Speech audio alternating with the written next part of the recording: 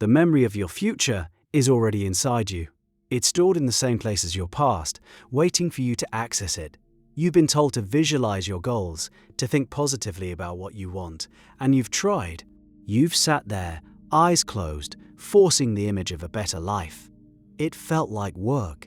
The results, if any, were fleeting. You will soon understand that you weren't accessing the future. You were just decorating the walls of your present, the journey. You've likely heard that your brain can't tell the difference between a real and a vividly imagined experience. This is a half-truth that creates profound confusion. Your conscious analytical mind definitely knows the difference. It's the part of you that worries about the bills, rehearses arguments, and makes grocery lists while you're trying to meditate.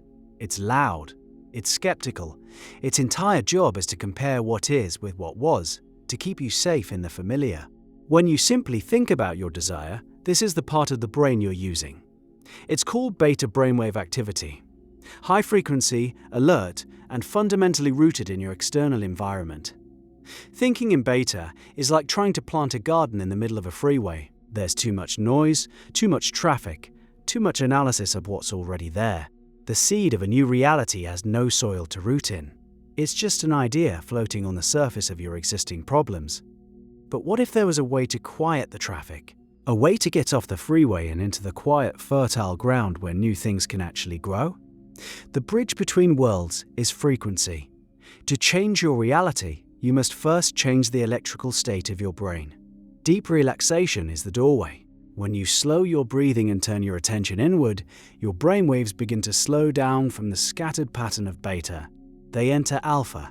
This is the state of light meditation, of daydreaming. The external world begins to fade. Your internal world becomes more real.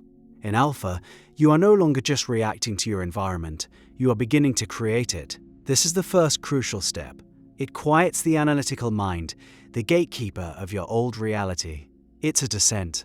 The Roman Stoic philosopher Seneca spoke of this often, urging his students to set aside time each day for quiet contemplation, to withdraw into oneself. He knew that the answers to life's chaos were found in the stillness within. The state of alpha is that first layer of stillness, but there's a state even deeper, more powerful. What if you could go beyond just quieting the analytical mind and start speaking directly to the operating system of your reality? Beneath alpha lies the theta brainwave state. This is the realm of deep meditation, hypnosis, and the moments just before you fall asleep. It is the language of the subconscious mind. Here, the rigid logic of your conscious mind is almost entirely offline. Time becomes fluid. The boundary between self and other begins to blur. And this is where the magic and the science truly begins. Neuroscientists studying brain activity in Tibetan monks during deep meditation observed a dramatic increase in theta waves. These monks weren't just thinking about compassion. They were generating a brain state that produced the feeling state of compassion, so powerfully it could be measured as gamma wave bursts, signatures of profound brain integration. Why does this matter for you? Because your subconscious mind accepts what is impressed upon it in the theta state as literal truth. In beta, visualizing a new car is just wishful thinking. Your brain files it under fantasy. In theta, the experience of driving that car, feeling the steering wheel, smelling the leather, that becomes a neurological event. It's filed as a memory. You are literally installing a memory of a future event into your brain. The subconscious accepts it as something that has already happened, and its entire job is to create coherence between your inner world and your outer world. Once a new memory is accepted, it begins to move heaven and earth to manifest it in your reality. It will change your perceptions, guide your intuition, and draw opportunities to you that align with that new, accepted memory. But how do you create an experience so real that it becomes a memory? The key is sensory vividness. Neville Goddard, a 20th century mystic, built his entire philosophy on this principle, which he called living in the end. He taught that you must assume the feeling of the wish fulfilled. Assume it. This is an active, not a passive process. The subconscious mind communicates through feeling and sensory data, not words. To tell it you are wealthy, you don't repeat the words "I am wealthy." You go into that deeply relaxed theta state and you feel the relief of looking at your bank account. You feel the weight of the keys to your new home in your hand. You hear the sounds of the ocean from your balcony. You construct a short, specific scene that implies your wish is already a fact. And you loop it over and over until it takes on the tones of reality. What would you see? What would you hear? What would you touch? Most importantly, what would you feel? You are generating the exact neurological and chemical signature in your brain and body that would exist if your desire were already your physical reality. You're creating the cause, the effect must follow. Your body chemistry literally changes. Your brain releases dopamine and serotonin as if the event really happened. This isn't just a mental trick, it's a biological rehearsal for the future. You are becoming the person who has what you want from the inside out. But there's a resistance point most people hit. The moment you open your eyes, the old reality rushes back in. And this is where the real work begins. The journey from the inner world to the outer world is a test of faith. Your 5 senses will scream that nothing has changed. Your bank account will look the same. The problems of yesterday will be waiting for you.